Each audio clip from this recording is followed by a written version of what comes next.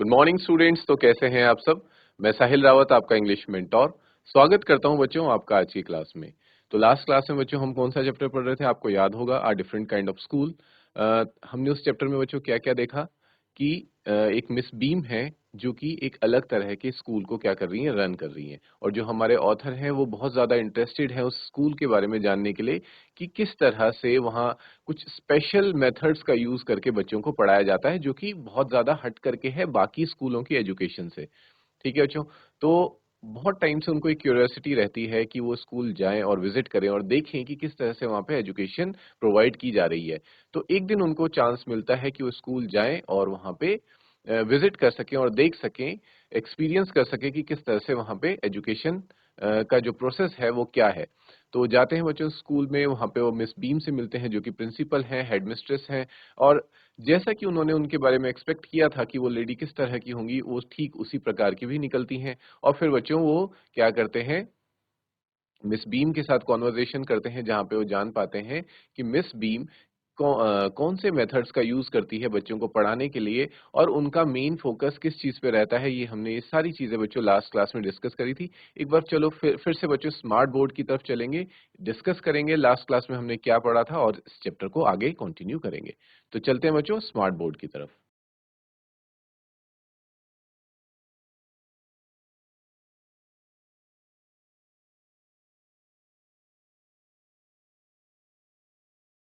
देखिए, जैसे कि हमने लास्ट क्लास में हम देख रहे थे, जब हमने चैप्टर स्टार्ट किया था, हम देखते हैं जैसे ही ऑथर स्कूल में विजिट करता है तो the first sight he sees is this. ठीक है, वो जैसे ही स्कूल में आते हैं उनको स्कूल काफी खाली नजर आता है, उनको वहां पे कोई भी देखने को नहीं मिलता है। तभी उन्हें एक छोटा लड़का दिखता है जो कि अपने से एक बड़ी लड़की को हाथ पकड़ के रास्ता दिखा रहा होता है। और उस लड़की ने क्या कर रखा था, ब्लाइंड फोल्ड कर रखा था। ये सारी चीजें हमने देखी। और शुरुआत में हम सब इस बात को लेकर के थोड़ा सा हैरान थे कि ये स्कूल में लड़की ब्लाइंड फोल्ड होके क्यों चल रही है, are they playing some game और इज दिस एनी टास्क। तो हमें ऐसा लग रहा था। वो बातें हमें बाद में क्लियर हो जाती हैं कि क्यों इन लोगों ने ब्लाइंड फोल्ड करा हुआ है, वो सारी चीजें हमने लास्ट बाद में देख ली थी। ठीक है, तो वो इनसे मिलते हैं और जैसे ही बच्चों इनको महसूस होता है, इस लड़की को महसूस होता है कि यहाँ पे कोई आ रखा है, तो she ask this boy to describe him about the author. वो लड़के से पूछती है कि वो ऑथर के बारे में उन्हें डिस्क्राइब करे। और वो लड़का डिस्क्राइब भी करता है, उनके बारे में बताता है कि उनकी हाइट वगैरह के बारे में, कलर ऑफ स्किन के बारे में, और उन्होंने क्या पहना है, the clothes he is wearing, ये सारी डिस्क्रिप्शन इस लड़की को देता है। ठीक है बच्चों, तो ये थोड़ी देर बात करने के बाद जो हमारे ऑथर हैं उनके बगल से गुजर जाते हैं, आगे बढ़ जाते हैं। तो ऑथर को भी जैसे हमें ये देख के हैरानी हुई थी, जब हम एज अ रीडर जब हम इसे पढ़ रहे थे, ऑथर को भी उस वक्त हैरानी होती है कि ये मतलब क्या था कि स्कूल में बच्चे ब्लाइंड फोल्ड होके क्यों चल रहे हैं और ये छोटा बच्चा उस लड़की को क्यों गाइड कर रहा है। और इसी के साथ बच्चों वो आगे बढ़ जाते हैं and he visits the principles office, that is miss beams office. Miss Beam के ऑफिस में वो पहुंचते थे।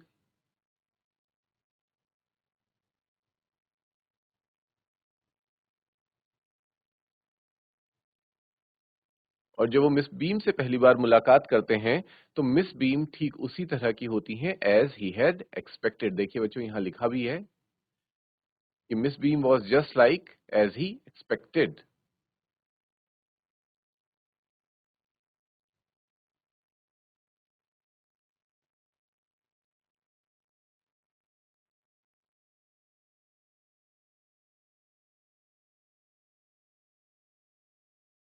अगर बच्चों एग्जाम में आपसे ये क्वेश्चन भी आ सकता है आपके पास कि describe the character sketch of miss beam, मतलब मिस बीम का कैरेक्टर स्केच बताना हो, अगर ये एग्जाम में काफी क्वेश्चंस आते हैं बच्चों कैरेक्टर स्केच को लेकर के। अब कैरेक्टर स्केच का मतलब ये नहीं कि आपको वहां पे मिस बीम का स्केच बनाना है, आपको क्या करना है, उनकी पर्सनैलिटी के बारे में बताना है। अब पर्सनैलिटी में सारी चीजें आ जाती हैं बच्चों, उनका फिजिकल अपीयरेंस भी आ जाएगा और साथ ही साथ उनका बिहेवियर जो है एज अ नेचर, जो उनका नेचर है और एज अ पर्सन जो वो है, उन सब चीजों के बारे में आपको बच्चों क्या करना पड़ेगा, डिस्क्राइब करना पड़ेगा। Is this clear. सो आप अपना आंसर यहां से लिखेंगे students. As you can see, she was a middle aged woman, full of authority yet kindly. ये लिखना मत भूलना बच्चों कि भले ही वो फुल ऑफ अथॉरिटी थी, लेकिन वो साथ ही साथ एक काइंड पर्सन भी थी एंड ऑल्सो अंडरस्टैंडिंग। उसके बाद थोड़ा फिजिकल अपीयरेंस के बारे में बताएंगी। Her her her hair was beginning to turn gray. ठीक है, she had the kind of plump figure, उनका फिगर कैसा था, थोड़ा प्लम फिगर था, which is likely to be comforting to a homesick child, और वो बच्चों के प्रति उनका बहुत अच्छा व्यवहार था, बच्चे उनसे बहुत ज्यादा प्यार करते थे, लगाव था बच्चों से उनको। तो ये सारी चीजें आपको उनके बारे में लिखनी पड़ेगी अगर एग्जाम में ये क्वेश्चन आपसे पूछा जाता है। क्लियर है बच्चों? तो ऑथर ये सारी चीजें हमें भी डिस्क्राइब करता है, और ये सब चीजें वैसी ही थी जैसा कि ऑथर ने मिस बीम के बारे में एक इमेज बनाई थी। ऐसा होता है स्टूडेंट्स कि जब हम किसी व्यक्ति से मिले नहीं होते हैं, when someone is new to us, we already create an image of that person in our mind. ठीक है, हम अपने दिमाग में उस इंसान की एक छवि बना लेते हैं, और फिर बाद में जज करते हैं इस बात को कि जो हमने छवि बनाई थी उस पर्सन की, क्या वो वैसा ही है या फिर वो हमारी बनाई हुई इमेज से अलग है। तो in most of the cases कई बार वो सेम होता है, कई बार वो डिफरेंट होता है। ऐसा होता है ना कई बार कि हम किसी पर्सन को दूर से देख करके बिना बात करे उससे हम उसके बारे में एक इमेज क्रिएट कर देते हैं या फिर एक जजमेंट पास कर देते हैं अपने माइंड में। लेकिन कई बार वो इमेज या फिर वो जजमेंट जो है वो गलत भी हो जाती है जब हम उससे पर्सनली उस पर्सन से बात करते हैं। इसीलिए कहा जाता है डू नॉट जज a book by its cover. ठीक है, कि कभी आप किसी इंसान को सिर्फ बाहरी दिखावे से जज ना करें, उस पे मतलब उसको क्या करें, जब तक आप उसे ढंग से जान ना लें तब तक आप उसके बारे में कोई भी विचार ना बनाएं। आई होप यहाँ तक क्लियर है सभी स्टूडेंट्स को, पैराग्राफ 3 तक। ये सारी चीजें बच्चों हम पहले भी डिस्कस कर चुके हैं।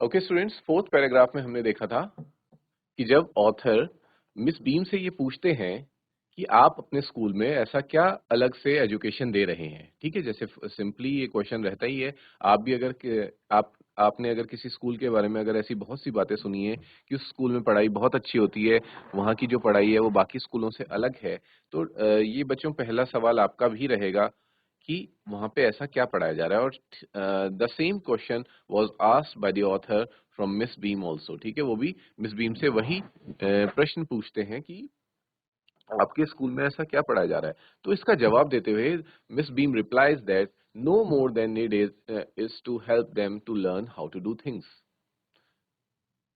कि हम उन्हें बस सिंपल चीजें ही करना सिखाते हैं, जैसे कि simple spellings, adding, subtracting, multiplying and writing. ये बेसिक चीजें ही सिखाई जाती हैं। The rest is done by reading to them. और बाकी सारी चीजें सिखाने का हमारा तरीका क्या है कि हम उन्हें रीड करके चीजें समझाते हैं। ठीक है बच्चों, ना कि बच्चों को होमवर्क दे करके।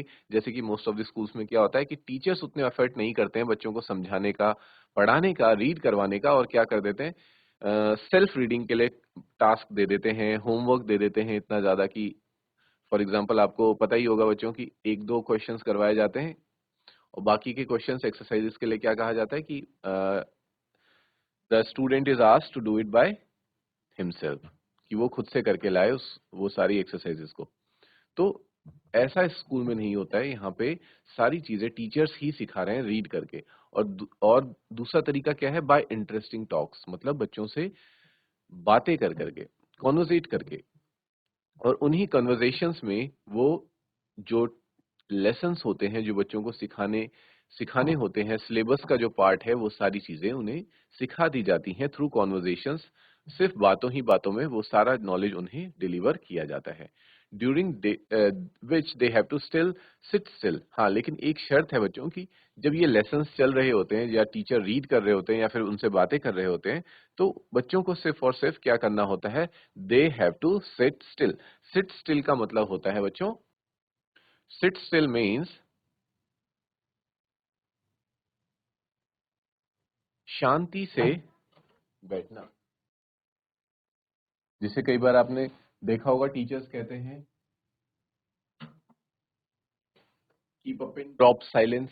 ठीक है, जैसे पिन ड्रॉप साइलेंस हो गया, ये सारी चीजें किस में आ जाएंगी, सिटिंग स्टिल में, शांति से बैठे रहना। And keep their hands quite, क्योंकि बच्चों का, स्टूडेंट्स का शांति से बैठे रहना बहुत ज़्यादा ज़रूरी है, क्योंकि then only they will be able to concentrate on what teacher is trying to teach them. अगर बच्चों का ध्यान इधर-उधर है तो टीचर चाहे कितनी कोशिश कर ले, वो बच्चों को समझा नहीं सकता है उस बात को जो वो समझाना चाह रहा है। एंड एक और लाइन लिखी है यहाँ पे कि keep their hands quite. Keep their hands quite का मतलब इस ये है बच्चों कि जो छोटे बच्चे होते हैं उनकी आदत होती है कि वो क्या नहीं कर सकते, एक जगह पे शांति से नहीं बैठे रह सकते हैं, वो कुछ ना कुछ करते रहते हैं। कभी अपना टिफिन बॉक्स खोल लेंगे, कभी अपना बैग खोलेंगे, कभी पेंसिल बॉक्स खोलेंगे, कभी कुछ करेंगे, कभी कुछ करेंगे। तो इसलिए यहाँ कहा गया they have to sit still and keep their hands quiet, यानी कि उनको अपने हाथों को भी कंट्रोल में रखना होता है, इधर-उधर नहीं चलाने होते हैं, ठीक है? शांति से बैठे रहना होता है। There are practically no other lessons, और इस पे मिस बीम कहती हैं, इसके अलावा हम कुछ और लेसन्स नहीं सिखाते हैं, बच्चों पे ज़्यादा क्या नहीं करते हैं, बर्डन नहीं डाला जा रहा है। इससे हमें साफ-साफ पता चल रहा है कि इस स्कूल में बच्चों पे स्टडीज़ का बर्डन नहीं डाला जा रहा है, सिर्फ उतना ही सिखाया जा रहा है जितना उन्हें सिखाने की ज़रूरत है और जितना कि वो क्या कर सकते हैं, सीख सकते हैं। In the next paragraph we see the real aim of this school is not so much to teach thought, कि असली मकसद इस स्कूल का ये नहीं है कि हम बच्चों को क्या करें, थॉट सिखा सकें, यानी कि उनके दिमाग में बहुत सारी इंफॉर्मेशन डालना हमारा एम नहीं है, हमारा पर्पस नहीं है। हमारा पर्पस ये है कि हम उन्हें थॉटफुलनेस सिखा सकें। ठीक है बच्चों? थॉटफुलनेस मैंने लास्ट क्लास में भी डिस्क्राइब किया था। थॉटफुलनेस का मतलब होता है कि बच्चे खुद से सीख सकें, खुद से एक समझ क्रिएट कर सकें, एक अंडरस्टैंडिंग क्रिएट कर सकें और चीज़ों को खुद से समझें, खुद का ब्रेन यूज़ करें, खुद की क्रिएटिविटी यूज़ करके कोई नई चीज़ को क्या करें, बनाएँ, डिस्कवर करें। तो ये सिखाना इस स्कूल का और कह सकते हैं आप मिस बीम का एम है या फिर पर्पस है। और दूसरी चीज़ क्या सिखा रहे हैं वो? काइंडनेस टू अदर्स, मतलब कि हमें किस तरह से लोगों के प्रति काइंड रहना है, ये सिखाया जा रहा है और एक ज़िम्मेदार नागरिक बन के कैसे रहना है अपने कह सकते हैं आप अपने सिटी का, अपने विलेज का या फिर अपने टाउन का, और ओवरऑल अगर हम लेते हुए चलें तो अपनी कंट्री का कैसे ध्यान रखना है, कैसे उसे बेटर बनाना है, ठीक है? और वो कैसे बेटर बनेगी बच्चों? जब यहाँ के सभी सिटीज़न्स क्योंकि आप जितने भी स्टूडेंट्स हैं, आप कल बड़े होके जब आप स्कूल से बाहर निकलेंगे, तो आप क्या बनेंगे? एक सिटीज़न बनेंगे। इस कंट्री के अभी भी सिटीज़न हैं, लेकिन तब सारी रिस्पॉन्सिबिलिटीज़ आप ही के ऊपर होगी। जो यूथ होता है कंट्री का, उसपे क्या होती है बच्चों? कंट्री की रिस्पॉन्सिबिलिटी होती है और वही उस देश की डायरेक्शन को भी तय करते हैं कि जो देश है, जो राष्ट्र है या जो नेशन है, वो किस डायरेक्शन में जाने वाला है। It all depends on the youth of that nation. And if these youth are not responsible citizens, तो आप अंदाजा लगा सकते हैं कि वो राष्ट्र किस दिशा में जा सकता है। क्लियर है बच्चों? इसलिए इनका मिस बीन जो है उनका मेजर फोकस है इस बात पर कि हम अपने स्कूल के स्टूडेंट्स को क्या बना सकें, एक रिस्पॉन्सिबल सिटीजन्स बना सकें।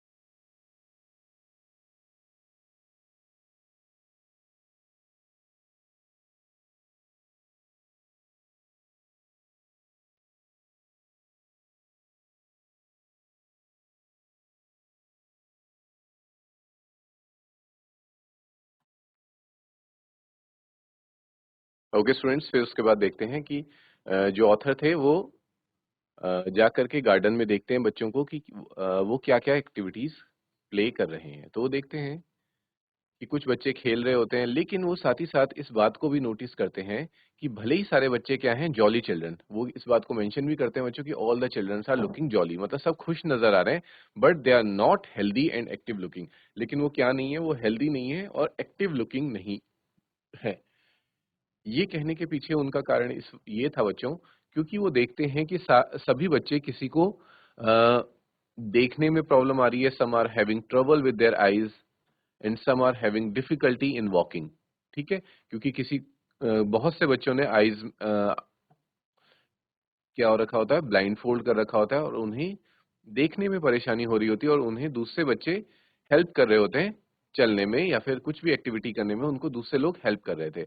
और कुछ बच्चे क्या थे बच्चों, they were walking with the help of crutch, बैसाखी की मदद से वॉक कर रहे थे। तो ये सारी चीजें देख करके उन्हें ऐसा लगता है कि these children are not healthy and active childrens, इसलिए वो इस बात को कहते भी हैं मिस बीम से। और मिस बीम ये बात सुनकर के क्या करती है बच्चों, वो हंसने लग जाती हैं और वो ये बताती हैं, वो रिवील करती हैं इस बात को कि ऐसा कुछ नहीं है, these children are not blind not they are लेम।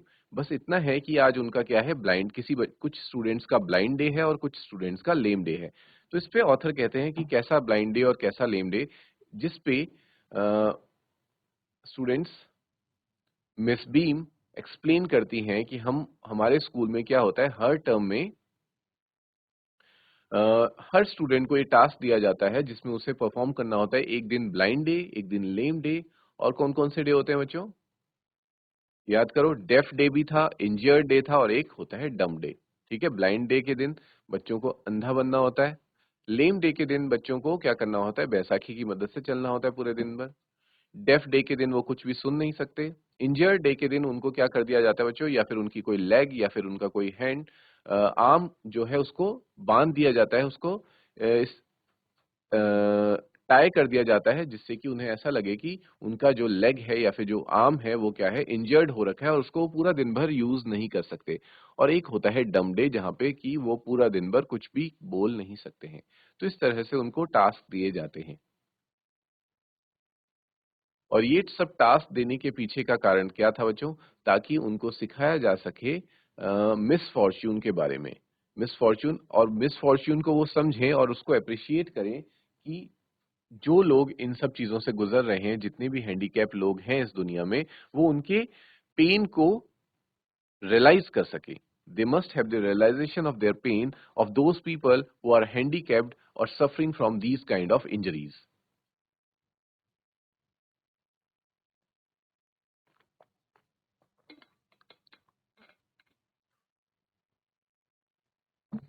और साथ ही बच्चों सबके लिए क्या होता है, बाकी स्टूडेंट्स जिनका कोई टास्क नहीं है, उनका काम होता है उनको हेल्प करने का।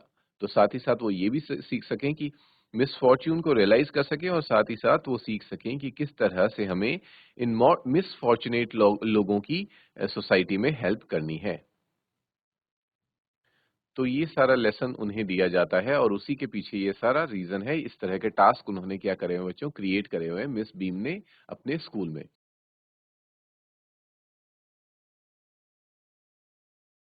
और मिस बीम ये कहती हैं कि ऐसा करना कुछ गलत नहीं है, क्योंकि बच्चे इस चीज को क्या करते हैं, एंजॉय करते हैं, they take it as a game, वो उसको एक गेम की तरह खेलते हैं, गेम की तरह एक्सेप्ट करते हैं।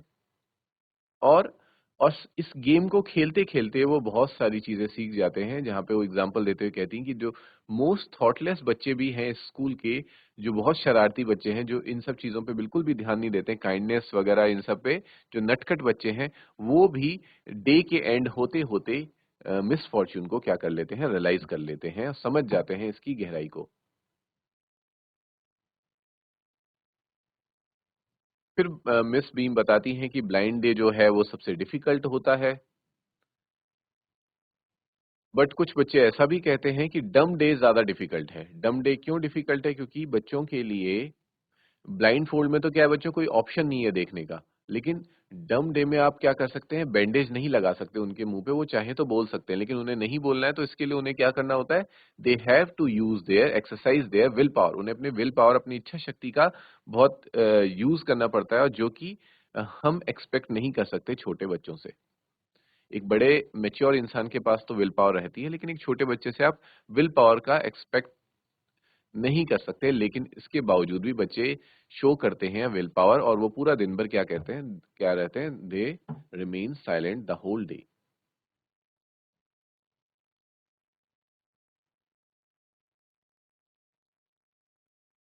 और फिर मिस बीम जो ऑथर है उनको इसी तरह से एक बैंडेज गर्ल के पास ले जाती हैं और वहां ले जाके छोड़ देती हैं उनको कॉन्वर्जेशन करने के लिए। फिर उन दोनों के बीच में बातचीत होती है। ऑथर पूछते हैं उस बच्चे से कि क्या तुम कभी झांक कर नहीं देखती, तो वो कहती है कि अगर मैं झांकूंगी तो वो तो क्या हो जाएगा, वो चीटिंग हो जाएगा, दैट वुड बी चीटिंग, और ऐसा करना सही नहीं है। फिर वो बताती है कि हाँ, जो हमारे हेल्पर्स होते हैं वो उतने अच्छे नहीं रहते, ठीक है? उनको they are good but they are not careful a lot of time. वो बहुत ज़्यादा केयरफुल नहीं रहते हैं, सावधान नहीं रहते हैं और इस वजह से हमें कभी-कभी क्या आ जाती है, चोट भी लग जाती है। और सबसे बेस्ट हेल्पर कौन होता है बच्चों? जो पहले ब्लाइंड होने का जो टास्क है इसको कर चुका होता है, क्योंकि वो समझता है कि कितना ज़्यादा केयरफुल रहना ज़रूरी है जब आपके साथ एक ब्लाइंड पर्सन है। तो ये सारी चीज़ें वो जो लड़की है वो ऑथर को बताती है और फिर वो उनसे पूछती है कि क्या आप मुझे वॉक के लिए ले जा सकते हैं और रास्ते में जितनी भी चीज़ें आएँगी आप मुझे उन्हें डिस्क्राइब करते रहना, जिस पे ऑथर कहते हैं कि एग्री करते हैं और उसे वॉक के लिए ले जाते हैं अपने साथ। और साथ ही साथ वो बातचीत कर रहे होते हैं जिसमें बच्चों वो लड़की कहती है कि जो ब्लाइंड डे है वो सबसे ज़्यादा मुश्किल होता है, क्योंकि जब आप ब्लाइंड होते हैं आपको कुछ भी नहीं दिख रहा होता। आप हर वक़्त माइंड में ये थॉट चल रहा होता है कि शायद हम अभी किसी चीज़ को क्या कर लेंगे, हिट कर लेंगे। At any time we will be hitting something. और इस वजह से सबसे ज़्यादा रिलीफ़ कब मिलता है, जब हम बैठ जाते हैं एक जगह पे, तो तब थोड़ा रिलीफ़ लगता है कि हाँ, अब कोई भी चीज़ हमें हिट नहीं कर सकती। फिर वो बताती है कि जिस दिन हमारा लेग टाई कर रखा होता है तो उस दिन वो ज़्यादा डिफिकल्ट डे नहीं होता, क्योंकि उस दिन we have to do hopping, मतलब हमें सिर्फ पूरे दिन भर उछल-कूद करनी होती है क्रच की मदद से। और उसमें क्या आता है, that is a lot of fun, उसमें मज़ा आता है। हाँ, फिर वो कहती कि लेकिन जब आर्म हमारा टाई किया जाता है, यानी कि हमारे हाथों को बाँधा जाता है, तब थोड़ा मुश्किल होता है, क्यों? क्योंकि फिर हमें अपने हेल्पर पे डिपेंड होना पड़ता है हर चीज़ के लिए। इवन हमें छोटी-छोटी चीज़ों के लिए, जैसे कुछ खिलाने के लिए भी क्या किया जाता है, हेल्पर की मदद लेनी पड़ती है हमें खाना खिलाने के लिए। And after that she says, I don't think I'll mind being deaf for a day, at least not much, but being blind is so frightening। वो कहती कि अगर मुझे किसी दिन डेफ भी बना दिया जाए, यानी कि बहरा बनाया जाए, तो मुझे ज़्यादा परेशानी नहीं होगी, लेकिन हाँ, ब्लाइंड बनना क्या है, बहुत ज़्यादा फ्राइटनिंग है। फ्राइटनिंग का मतलब क्या होता है स्टूडेंट्स? फ्राइटनिंग मीन्स डरावना। फ्राइटनिंग क्या है? डरावना है। My headaches all the time just from worrying that I'll get hurt. Where are we now? वो कहती कि मेरा सर हर वक्त दर्द कर रहा होता है कि कहीं मैं अभी किसी चीज से टकरा ना जाऊं और मुझे हर्ट ना हो जाए। और फिर वो साथ ही साथ ये भी पूछती है कि अभी हम कहाँ पे हैं, हम कहाँ पहुंच गए। तो इस पे ऑथर डिस्क्राइब करते हैं कि इन द प्लेग्राउंड, हम प्लेग्राउंड में आ चुके हैं। We are walking towards the house, हम घर की तरफ जा रहे हैं। Miss Beam is walking up and down the garden with a tall girl. बताते हैं कि मिस बीम एक टॉल गर्ल के साथ अप एंड डाउन जा रही हैं, ऊपर नीचे आ रही हैं। फिर उस पे वो लड़की कहती है कि what is the girl wearing, my little friend asks, कि वो लड़की क्या पहने हुई है। तो वो कहते हैं कि a blue skirt and a pink blouse, उसने एक ब्लू स्कर्ट और पिंक ब्लाउज पहना है। जिसपे वो लिटिल गर्ल कहती है कि आई थिंक इट्स मिली, शायद वो मिली है। She said, what colour is her hair, उसके बाल कैसे हैं। वो कहते हैं very light. Yes that's Milly, हाँ वो मिली ही है। She is the head girl, वो क्या है, वो स्कूल की हेड गर्ल है। There is an old man tying up roses, I said. फिर वो और बताते हैं कि यहाँ पे एक ओल्ड मैन भी है जो क्या कर रहे हैं, रोज के पौधों को लगा रहे हैं। इस पे लड़की कहती है yes that's Peter, he is the gardener, he is hundreds of years old. वो कहती है कि हाँ ये और कोई नहीं, ये पीटर है। और पीटर कौन है बच्चों? पीटर है उनके स्कूल के गार्डनर।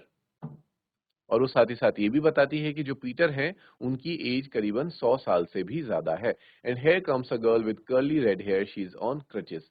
यहाँ पे फिर ऑथर कहते हैं कि एक लड़की आ रही है सामने से जिसके कर्ली रेड हेयर हैं और उसने क्रच का सहारा ले रखा है चलने के लिए।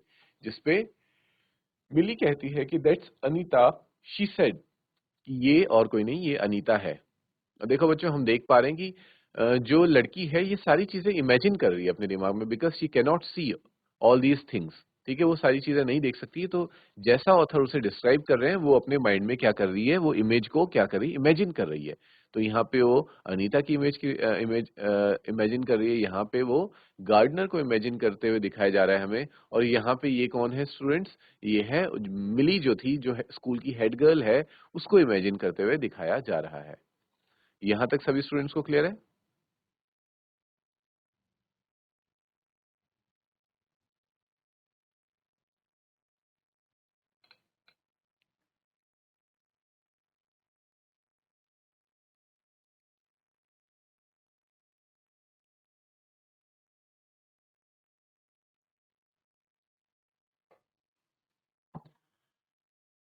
ओके स्टूडेंट्स, चलते हैं अब लास्ट पैराग्राफ की तरफ।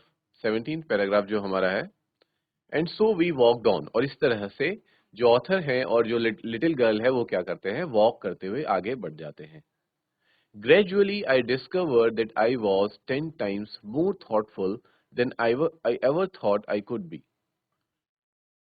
ग्रेजुअली का मतलब क्या होता है बच्चों, आप देख सकते हैं स्लोली, मतलब धीरे धीरे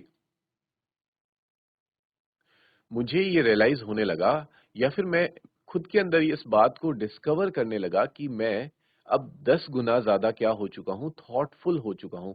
थॉटफुल का मतलब होता है बच्चों कि आप चीजों को देख करके ऑब्जर्व कर रहे हैं और उन्हें समझ रहे हैं। ठीक है, कई बार ऐसा होता है जब हम थॉटलेस होते हैं, हम बहुत से काम क्या कर देते हैं, बिना सोचे समझे करते हैं। तो हम क्या कहते हैं कि I was thoughtless at that time that I did this.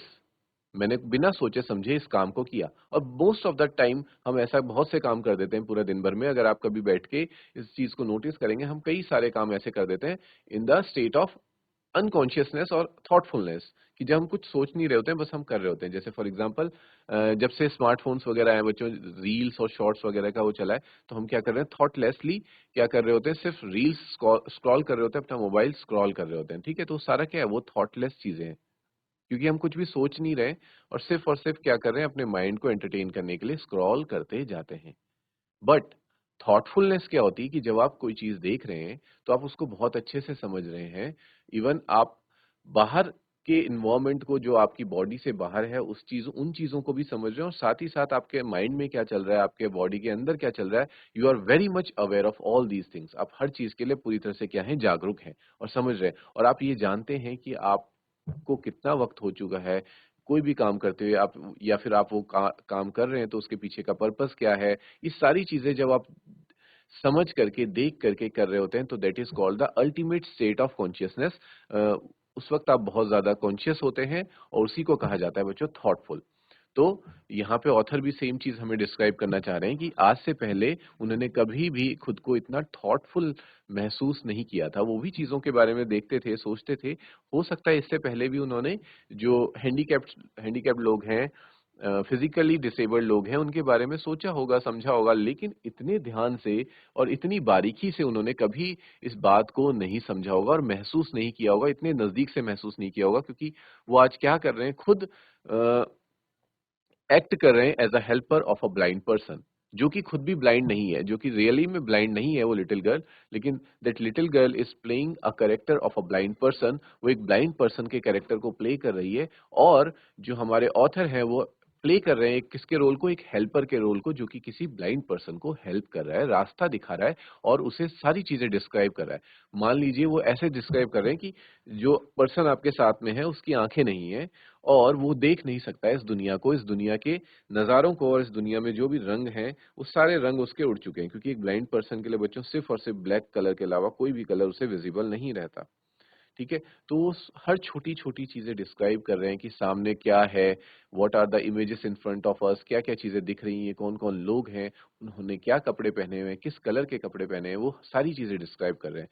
तो इस वजह से वो कहते हैं कि he is feeling 10 times more thoughtful than he had ever thought I could be, कि वो इतने थॉटफुल कभी भी नहीं हो सकते थे जितना कि वो आज हैं।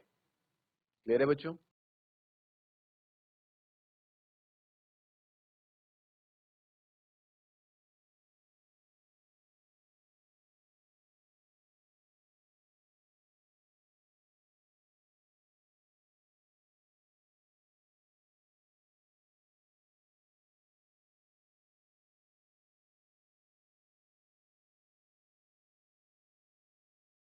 इसके बाद ऑथर कहते हैं, I also realized that if I had to describe people and things to someone else, it made them more interesting to me. और उनको इस बात का रियलाइजेशन उस दिन होता है कि अगर मुझे किसी चीज को, किसी ऑब्जेक्ट को या किसी पर्सन को एक ब्लाइंड पर्सन को डिस्क्राइब करना है, तो क्या हो जाता है, it made them more interesting to me. तो वो जो लोग हैं या फिर वो ऑब्जेक्ट है, वो मेरे लिए क्या बन जाता है, और ज्यादा इंटरेस्टिंग बन जाता है। क्योंकि जब हम नॉर्मली किसी चीज को देखते हैं तो हम उसे उतने ध्यान से नहीं देखते हैं। ठीक है, और उतनी गंभीरता से, उतने कीन ऑब्जर्वेशन के साथ हम उसे वॉच नहीं करते हैं। लेकिन हमें जब सेम चीज किसी और को डिस्क्राइब करके बतानी होती है, तो हमारा जो माइंड है बच्चों, वो क्या हो जाता है, ऑटोमेटिकली क्या हो जाता है, बहुत ज़्यादा एक्टिव हो जाता है और हम छोटी-छोटी डिटेल्स पर भी ध्यान देते हैं और उसको बहुत इंटरेस्टिंग वे में सामने वाले को एक्सप्लेन करते हैं। इसको आप कुछ ऐसे इस तरह से एग्जांपल से समझिए। मान लीजिए बच्चों, अगर आपको कोई चैप्टर रीड करने के लिए दिया गया, तो आप उस चैप्टर को बहुत उतने अच्छे ढंग से रीड नहीं करेंगे। मे बी आप हर लाइन को रीड ना करें, आप उसके जस्ट ऊपर-ऊपर से उसकी समरी को देख लें या फिर कुछ भी करके थोड़ा बहुत सरसरी निगाहों से आप उस चैप्टर को देख लेंगे। लेकिन अगर सेम आपको ये टास्क दिया जाता है कि आपको इस चैप्टर को रीड करके कल क्लास में सभी स्टूडेंट्स को या फिर असेंबली में इस चैप्टर को एक्सप्लेन करना है, तो फिर आप क्या करेंगे? आप उस चैप्टर की हर एक लाइन को, हर एक वर्ड को बहुत केयरफुली रीड करेंगे। तो यही सेम चीज़ बच्चों ऑथर को भी रियलाइज़ होती है कि अगर उन्हें एक ब्लाइंड पर्सन को ये सारी चीज़ें डिस्क्राइब करनी पड़ रही हैं, तो वो पर्सन जो है या फिर वो जो ऑब्जेक्ट है, वो उनके लिए और क्या हो रहा है? और ज़्यादा इंटरेस्टिंग होता जा रहा है। और लास्ट में वो कहते हैं, "When I finally had to leave, I told Miss Beam that I was very sorry to go." और जब मैं वो वापस वापस जा रहे होते हैं, वो मिस बीम से कहते हैं कि मुझे जाते वक़्त बहुत बुरा लग रहा है। और क्यों बुरा लग रहा है बच्चों उन्हें?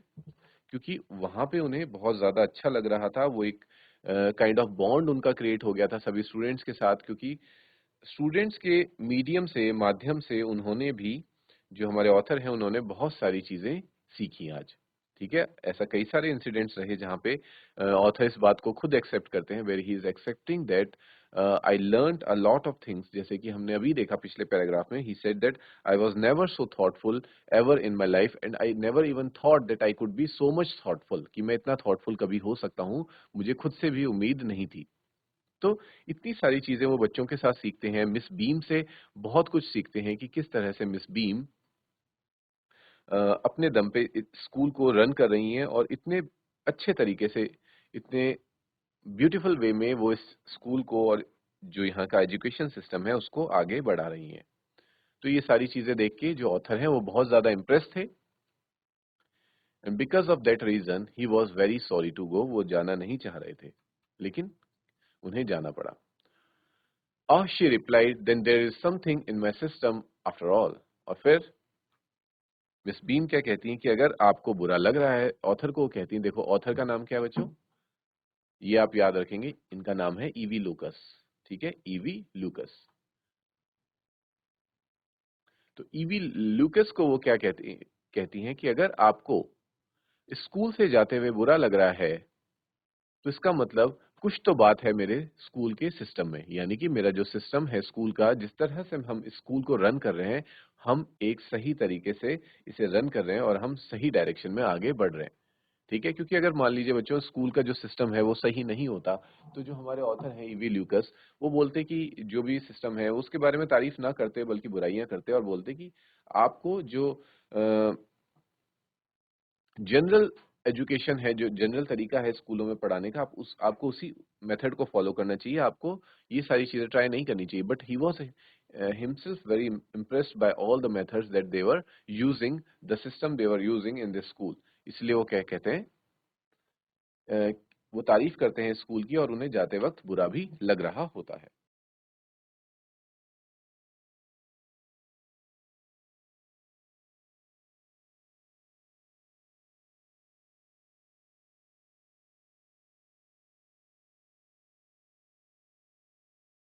सो स्टूडेंट, इससे हम इस बात का कंक्लूजन लगा सकते हैं कि ओवरऑल जो भी स्कूल में जो ये मेथड्स अब यूज किए जा रहे थे मिस बीम के द्वारा, they were all very much helpful to all the students over there.